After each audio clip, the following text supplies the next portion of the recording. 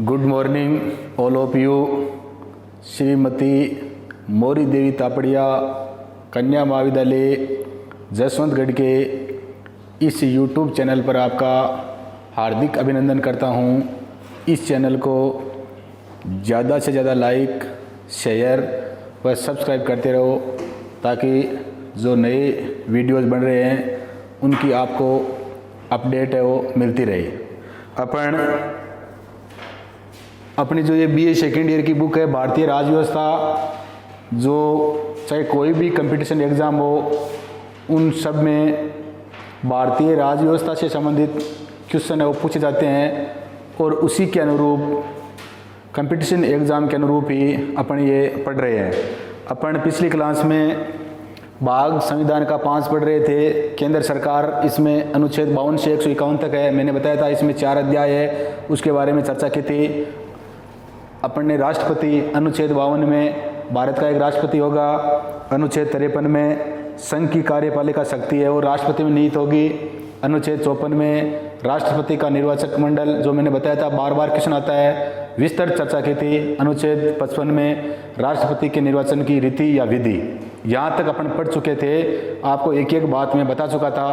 अब हम यहाँ से आगे पढ़ेंगे, इससे आगे तो अब हम है वो अनुच्छेद 56, क्योंकि अनुच्छेद 55 तक अपन पढ़ चुके थे, अनुच्छेद 56 पढ़ेंगे हम। और अनुच्छेद 56 में क्या है, राष्ट्रपति का कार्यकाल है। अनुच्छेद 56 में राष्ट्रपति है, सीधा क्वेश्चन आ जाए राष्ट्रपति का कार्यकाल कितना होता है, तो या राष्ट्रपति का कार्यकाल है वो किस अनुच्छेद में है, तो किस अनुच्छेद में है, अनुच्छेद 56 में राष्ट्रपति का कार्यकाल है। और राष्ट्रपति का कार्यकाल पद ग्रहण करने की तिथि से कितना होता है, 5 वर्ष होता है। अनुच्छेद 52 में भारत का एक राष्ट्रपति होगा, अनुच्छेद 53 में संघ की कार्यपालिका शक्ति राष्ट्रपति में निहित होगी, अनुच्छेद 54 में राष्ट्रपति का निर्वाचक मंडल, अनुच्छेद 55 में राष्ट्रपति के निर्वाचन की विधियां या रीतियां। इतने में आपको बता चुका था।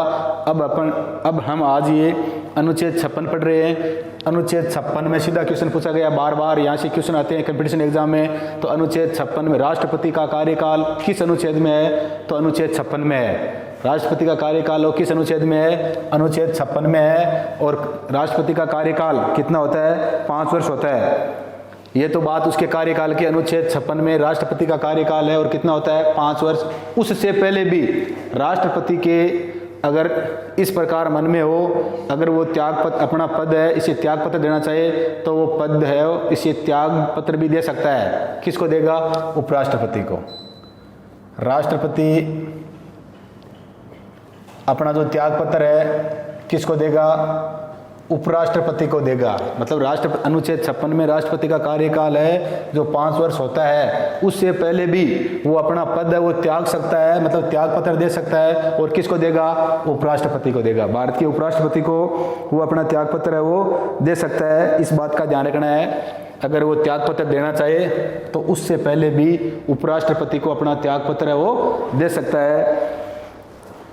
अब इसकी सूचना उपराष्ट्रपति है, इस त्याग पत्र की जो सूचना है किसको देगा, तो लोकसभा अध्यक्ष को देगा।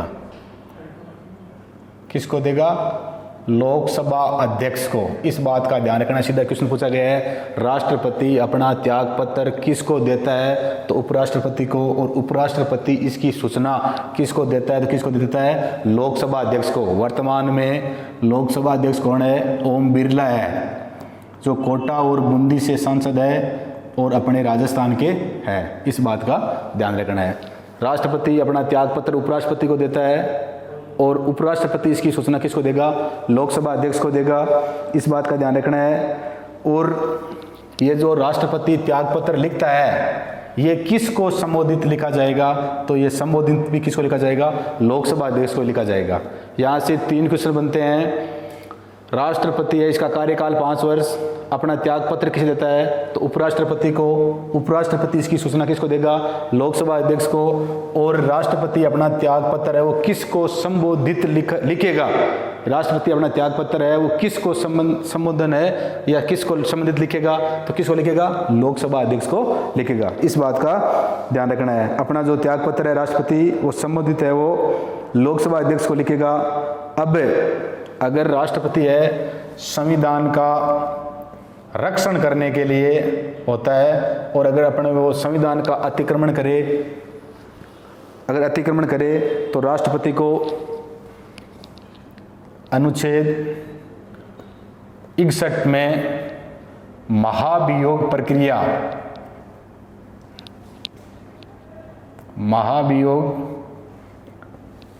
के आधार पर पदमुक्त किया जा सकता है। इस बात का ध्यान रखना है।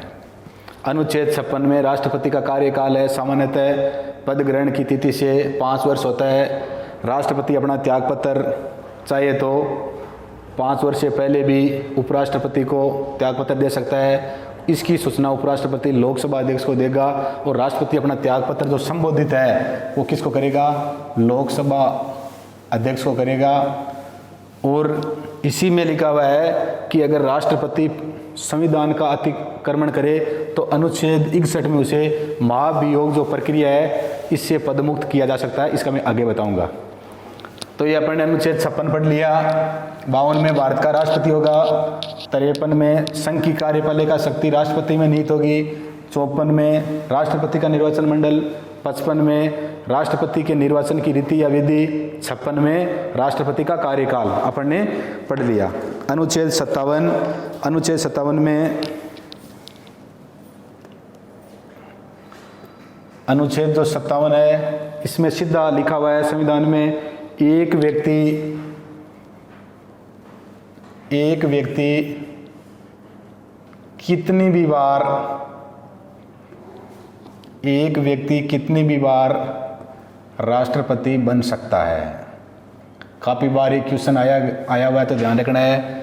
अनुच्छेद 57 में ये सीधी बात स्पष्ट शब्दों में लिखी हुई है कि एक व्यक्ति कितनी भी बार भारत का राष्ट्रपति बन सकता है। इस बात का संविधान के किस अनुच्छेद में लिखा गया था, अनुच्छेद 57 में। अनुच्छेद 57 में लिखा हुआ है एक व्यक्ति कितनी भी बार भारत का राष्ट्रपति बन सकता है, ऐसा लिखा हुआ है। ऐसा इसमें कुछ भी नहीं है, मतलब बनने की कोई बाध्यता नहीं है, कितनी भी बार, इस बात का ध्यान रखना। अनुच्छेद 57 में लिखा है कि एक व्यक्ति कितनी भी बार भारत का राष्ट्रपति बन सकता है। हालांकि आज तक भारत के 14 व्यक्ति है वो राष्ट्रपति बन चुके हैं। अभी वर्तमान में रामनाथ कोविंद है जो 14वें राष्ट्रपति है, और इन राष्ट्रपतियों में एकमात्र राष्ट्रपति डॉक्टर राजेंद्र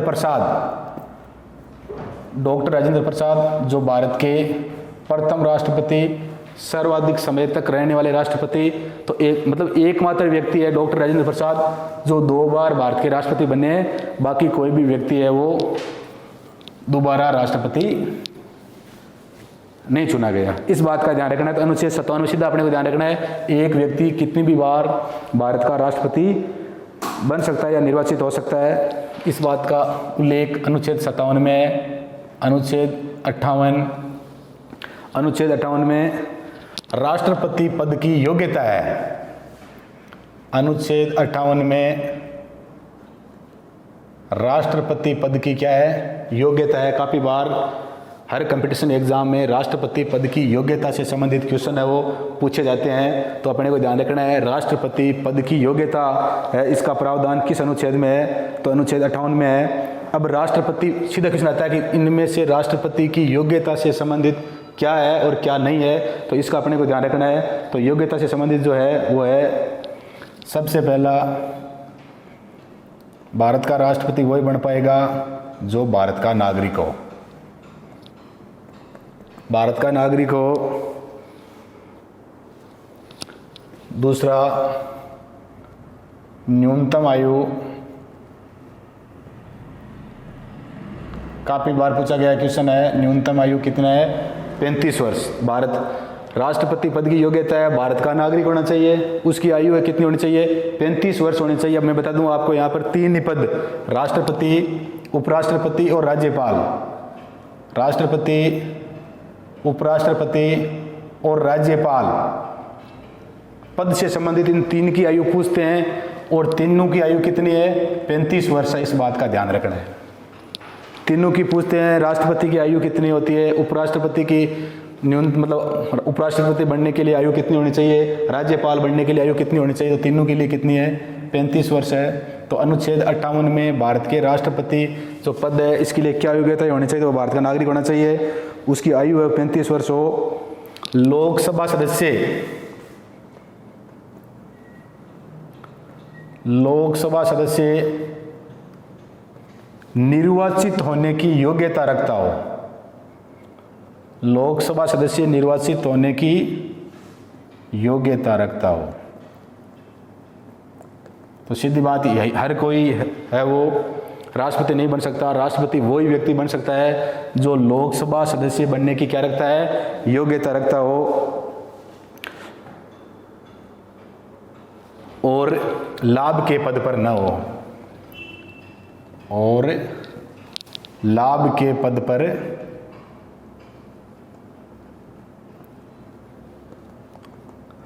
अनुच्छेद 58 में राष्ट्रपति पद की योग्यता है भारत का नागरिक होना चाहिए, न्यूनतम आयु 35 वर्ष होनी चाहिए, और लोकसभा सदस्य निर्वाचित होने की योग्यता रखता हो, और कोई लाभ के पद पर न हो।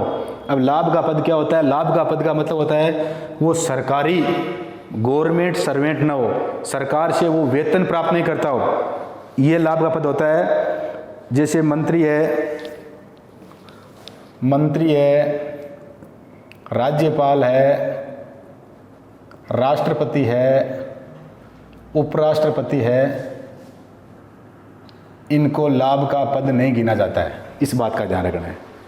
और कोई भी अगर भारत सरकार से वेतन प्राप्त करता है वो सारे लाभ के पद होते हैं, परंतु कोई भी मंत्री चाहे वो केंद्र का हो चाहे राज्य का हो, राज्यपाल हो, राष्ट्रपति हो और उपराष्ट्रपति, ये लाभ के पद नहीं होते हैं, इस बात का ध्यान रखना है। अब इसी में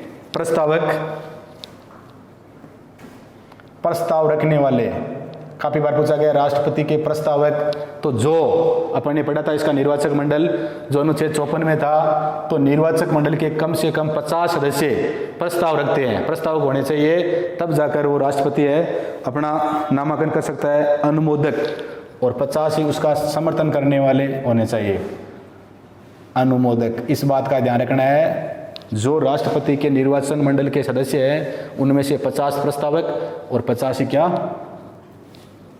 अनुमोदक, इस बात का ध्यान रखना है। काफी बार पूछा गया है, तो 50 प्रस्तावक, 50 अनुमोदक।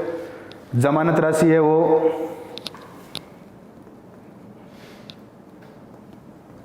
राष्ट्रपति है पद के लिए जमानत राशि कितने रुपए है, 15,000 रुपये हैं। और वर्तमान समय में जो राष्ट्रपति है इसका वेतन है वो 5 लाख रुपए।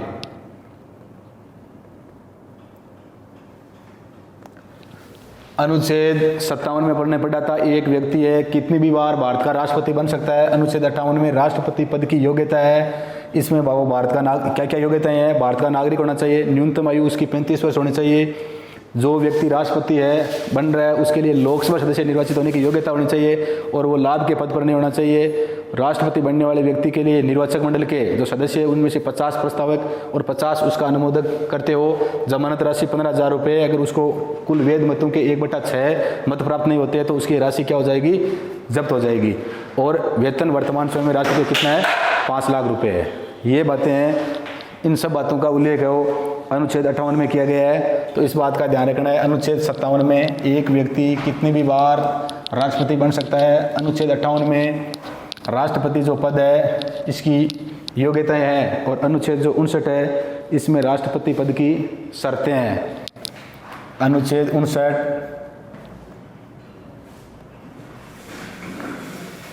राष्ट्रपति पद की शर्तें हैं। सीधे क्वेश्चन है वो कंपटीशन एग्जाम पूछे जाते हैं कि राष्ट्रपति पद की योग्यताएं क्या है।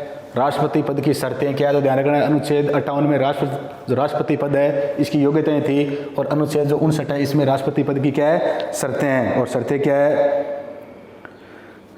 जो व्यक्ति राष्ट्रपति बन रहा है वो लोकसभा सदस्य बनने की योग्यता रखता हो। जो व्यक्ति राष्ट्रपति उम्मीदवार है वो लोकसभा सदस्य बनने की योग्यता रखता हो और किसी भी सदन का सदस्य नहीं हो, और किसी भी सदन का सदस्य नहीं हो। अनुच्छेद जो 59 है इसमें राष्ट्रपति पद की शर्तें हैं, और इसमें शर्तें हैं लोकसभा सदस्य निर्वाचित होने की योग्यता, और वो किसी भी सदन का सदस्य नहीं हो, और उसके पास कोई भी लाभ का पद नहीं होना चाहिए। कोई भी लाभ का पद या लाभ के पद पर नहीं होना चाहिए, ये शर्तें हैं, इस बात का ध्यान रखना है। अनुच्छेद 59 है इसमें राष्ट्रपति पद की शर्तें हैं। पहली शर्त है लोकसभा सदस्य बनने की योग्यता रखता हो, परंतु वो सदन का सदस्य नहीं होना चाहिए, और लाभ का पद है वो नहीं होना चाहिए। मैंने बता दिया आपको, मंत्री चाहे वो केंद्र सरकार में हो चाहे वो राज्य सरकार में हो, राज्यपाल, राष्ट्रपति और उपराष्ट्रपति ये लाभ के पद नहीं होते हैं, बाकी सब लाभ के पद होते हैं। तो अनुच्छेद 59 में अपने शर्तें पढ़ी थी, इस बात का ध्यान रखना है। जो अनुच्छेद 60 है, अनुच्छेद 60 में राष्ट्रपति पद की शपथ का उल्लेख है। अनुच्छेद 60 में राष्ट्रपति जो पद है इसकी शपथ का उल्लेख है। काफ़ी बार क्वेश्चन पूछा गया है कि राष्ट्रपति, अपन ने जो संविधान की अनुसूचियाँ पढ़ी थी उसमें जो तीसरी अनुसूची थी उसमें शपथ से संबंधित विभिन्न पदों की अपन ने शपथ का पढ़ा था, तो उसमें अपन ने राष्ट्रपति, उपराष्ट्रपति और राज्यपाल का पढ़ा था कि उसमें इन पदों के शपथ का उल्लेख नहीं है। तो सीधा क्वेश्चन है, राष्ट्रपति है इसकी शपथ का उल्लेख संविधान के किस अनुच्छेद में है, तो संविधान के अनुच्छेद 60 में है। अब राष्ट्रपति है इसको शपथ कौन दिलाता है, राष्ट्रपति को पद की शपथ कौन दिलाता है, तो सर्वोच्च न्यायालय का मुख्य न्यायाधीश।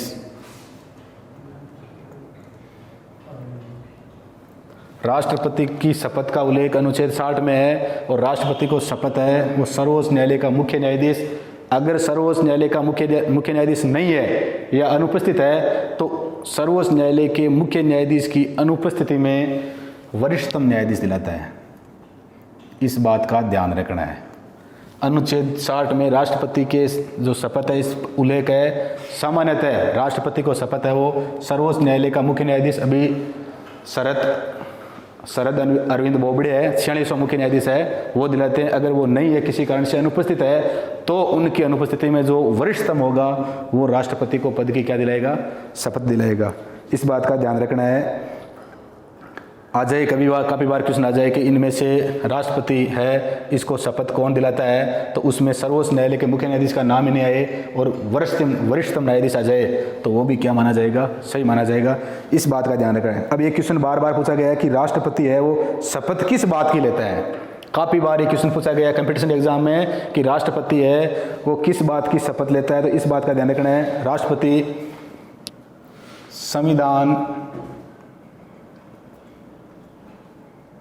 संविधान या विधि के प्रतिरक्षण, संरक्षण, राष्ट्रपति है वो संविधान या विधि के प्रतिरक्षण, संरक्षण व परिरक्षण व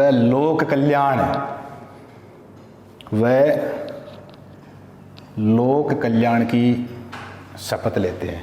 इस बात का ध्यान रखना। अनुच्छेद 60 में राष्ट्रपति है, शपथ का उल्लेख है। शपथ सर्वोच्च न्यायालय का मुख्य न्यायाधीश, अगर मुख्य न्यायाधीश अनुपस्थित है तो सर्वोच्च न्यायालय का वरिष्ठतम न्यायाधीश दिलाता है। काफ़ी बार क्वेश्चन पूछा गया राष्ट्रपति है वो शपथ किस बात की लेता है, तो संविधान या विधि के प्रतिरक्षण, संरक्षण, परिरक्षण व लोक कल्याण के राष्ट्रपति है वो शपथ लेता है। इस बात का ध्यान रखना है। अब अनुच्छेद 61, अभी अपन अनुच्छेद 56 पढ़ रहे थे। जिसमें राष्ट्रपति का कार्यकाल अपन ने पढ़ा था, तो उसमें आपको मैंने अनुच्छेद 61 के तहत राष्ट्रपति को महाभियोग प्रक्रिया के तहत क्या किया जा सकता है, हटाया जा सकता है। सिर्फ भारत में काफ़ी बार पूछा गया है, महाभियोग सिर्फ भारत के राष्ट्रपति के ही लगता है, बाकी के जैसे सर्वोच्च न्यायालय के मुख्य न्यायाधीश है, सर्वोच्च न्यायालय के या जो अन्य न्यायालय है उस न्यायालय उनके न्यायाधीशों को, उपराष्ट्रपति को, इनको हटाने वाली प्रक्रिया भी क्या है, अपन कहते हैं महाभियोग, पर उसमें महाभियोग जैसी प्रक्रिया है वो महाभियोग शब्द का प्रयोग सिर्फ और सिर्फ किसके लिए किया जाता है, राष्ट्रपति के लिए किया जाता है। इस बात का ध्यान रखना है संविधान में। वो उस प्रक्रिया को अपन महाभियोग जैसी प्रक्रिया होने के कारण बोल देते हैं कि महाभियोग द्वारा सर्वोच्च न्यायालय के उस न्यायालय के न्यायाधीशों को हटाया जाता है, बाकी वो महाभियोग शब्द का अपन प्रयोग नहीं कर सकते। काफ़ी बार एग्जाम में एक क्वेश्चन आया हुआ है, इस बात का ध्यान रखना। अनुच्छेद 61 है, इसमें राष्ट्रपति पर महाभियोग की प्रक्रिया है। महाभियोग का मतलब, अभियोग जानते हैं आप, अभियोग का मतलब होता है मुकदमा, कोई दायर करते हैं ना अपने खिलाफ मुकदमा, वही है अभियोग। पर राष्ट्रपति के लिए उसे क्या बोलते हैं, महाभियोग, क्योंकि भारत के प्रथम नागरिक है। ठीक है, तो अनुच्छेद 61 में महाभियोग प्रक्रिया का उल्लेख किया गया है। अब महाभियोग कब लगेगा, ऐसे तो महाभियोग लगेगा नहीं। महाभियोग कब लगेगा, जब राष्ट्रपति संविधान का अतिक्रमण करेगा। अब अभी अपन ने अनुच्छेद 60 पढ़ा, उसमें अपन ने पढ़ा कि राष्ट्रपति है वो संविधान या विधि के रक्षण की, परिरक्षण की, प्रतिरक्षण की, लोगों के कल्याण की या लोक कल्याण की शपथ लेता है। तो अब महाभियोग या उस राष्ट्रपति को पदमुक्त तभी किया जा सकता है जब वो क्या करेगा, संविधान का अतिक्रमण करेगा। अगर राष्ट्रपति संविधान का अतिक्रमण करने पर संसद द्वारा उसे पदमुक्ति हेतु लगाए जाने वाली जो प्रक्रिया है उसे क्या कहते हैं, महाभियोग कहते हैं। और राष्ट्रपति को पदमुक्त किसके द्वारा किया जाता है, संसद के द्वारा किया जाता है। तो संसद में राष्ट्रपति को पदमुक्त करने के लिए जो प्रक्रिया चलाई जाती है उसे क्या कहते हैं, महाभियोग कहते हैं। अब ये महाभियोग प्रक्रिया है, ये लगती कैसे है, इस बात का ध्यान रखना है। तो राष्ट्रपति पर अब अपन ने पढ़ा है कि संसद है, कितने सदन होते हैं, 2 सदन होते हैं। कौन कौन से, लोकसभा व राज्यसभा।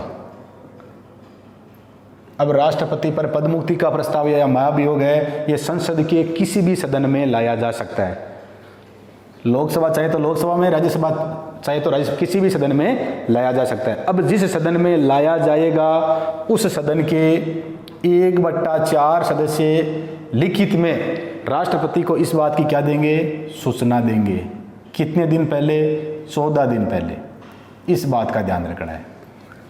राष्ट्रपति महाभियोग संसद में लाया जाता है। संसद में 2 सदन है, किसी भी सदन में लाया जा सकता है। जिस सदन में लाया जाएगा, जैसे वर्तमान में लोकसभा में 543 सदस्य है तो 543 के 1/4, और राज्यसभा में 245 सदस्य है तो 245 का 1/4। जिस सदन में लाया जाएगा उसके 1/4 सदस्य लिखित में इसकी सूचना किसको देंगे, राष्ट्रपति को देंगे। और कितने दिन पहले देंगे, 14 दिन पहले देंगे, ताकि राष्ट्रपति को लग जाएंगे कि मेरे खिलाफ ये महाभियोग लाया जा रहा है, मैंने ये संविधान का अतिक्रमण किया है। तो वो पहले ही क्या कर दे, अगर उसे लगे कि ये जायज़ है तो अपना पदमुक्त या अपना त्यागपत्र दे दे। इसलिए इसको पहले क्या दी जाएगी, सूचना दी जाएगी।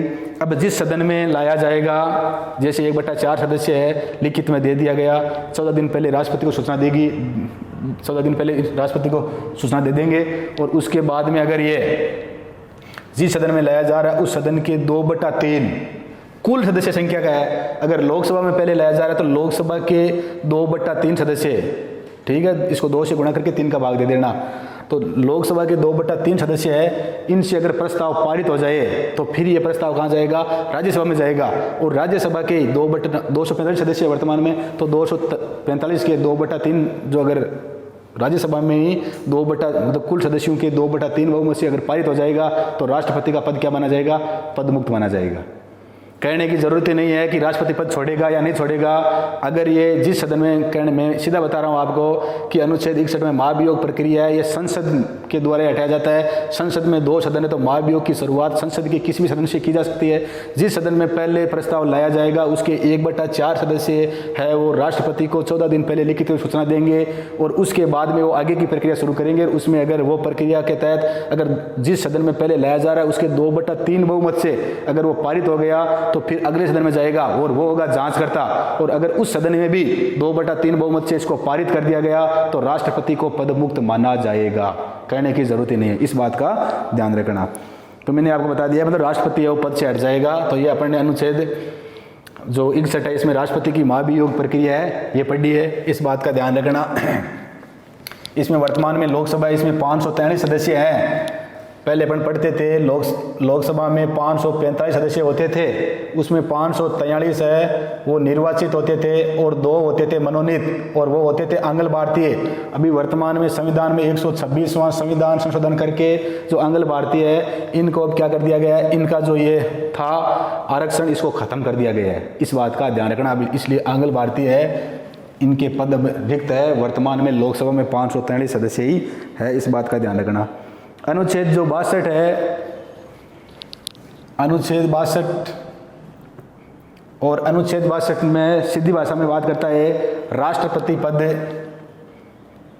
रिक्त की बात करता है कि अगर राष्ट्रपति पद रिक्त होगा तो उस समय राष्ट्रपति के जो कार्य है उनका निर्वहन कौन करेगा, राष्ट्रपति के जो दायित्व है उनके दायित्व है वो कौन निभाएगा। राष्ट्रपति पद है वो रिक्त या खाली होने की बात किस में की गई है, अनुच्छेद 62 में की गई। तो अपने को इस बात का ध्यान रखना है कि राष्ट्रपति का पद रिक्त किस अनुच्छेद में ये बात बताई गई है, किस अनुच्छेद में उल्लेख है। तो अनुच्छेद 62 में है राष्ट्रपति पद खाली होने का संबंध में जो प्रावधान है अनुच्छेद 62 में। अब 2 परिस्थितियों में पद खाली होते हैं। पहली होती है सामान्य परिस्थिति। सामान्य परिस्थिति का मतलब अपने को पता है कि राष्ट्रपति का पद खाली होगा। और दूसरी है आकस्मिक परिस्थिति। अनुच्छेद जो 62 है इसमें राष्ट्रपति के पद से संबंधित प्रावधान है और इसमें 2 परिस्थितियों में राष्ट्रपति का पद खाली होता है, एक तो सामान्य परिस्थिति और दूसरा है आकस्मिक परिस्थिति। अब सामान्य परिस्थिति में अपने को पता है कि इसका कार्यकाल समाप्त हो जाएगा।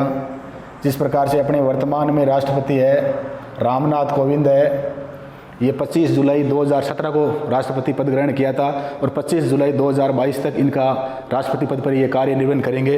तो अपने को पता है कि 25 जुलाई 2022 को इनका कार्यकाल पूरा होने वाला है। तो इससे पहले अपने को राष्ट्रपति का क्या करवाना है, चुनाव करवाना है, इस बात का ध्यान रखना है। तो इसमें सीधा हो जाएगा नया कार्यकाल है 25 जुलाई 2022 से पहले अपने को चुनाव है क्या कर लेने हैं, संपन्न कर लेने हैं। किसी कारणवश अगर चुनाव संपन्न नहीं हो पाते हैं तो ये जो रामनाथ कोविंद है ये अगले 6 माह तक कार्य करते रहेंगे और 6 माह में क्या करवा लेंगे, कार्यवाहक राष्ट्रपति के रूप में कार्य करेंगे और 6 माह में क्या करवा लेंगे, चुनाव करवा लेंगे। ये तो बात हुई सामान्य परिस्थिति की। अब दूसरी बात है आकस्मिक परिस्थिति की। इसमें अपने को पता नहीं है क्योंकि आकस्मिक परिस्थिति है तो इसमें क्या हो सकती है, मृत्यु हो सकती है, त्याग पत्र दे सकते हैं और महाभियोग प्रक्रिया द्वारा भी पद मुक्त किया जा सकता है। तो अपने को पता नहीं है, हमने पढ़ चुके हैं कि आज तक भारत के 2 राष्ट्रपति जाकिर हुसैन और फखरुद्दीन अली अहमद है, ये कार्य निर्वहन के दौरान या अपने कार्यकाल के दौरान है इनकी मृत्यु हो चुकी है। तो ये आकस्मिक है।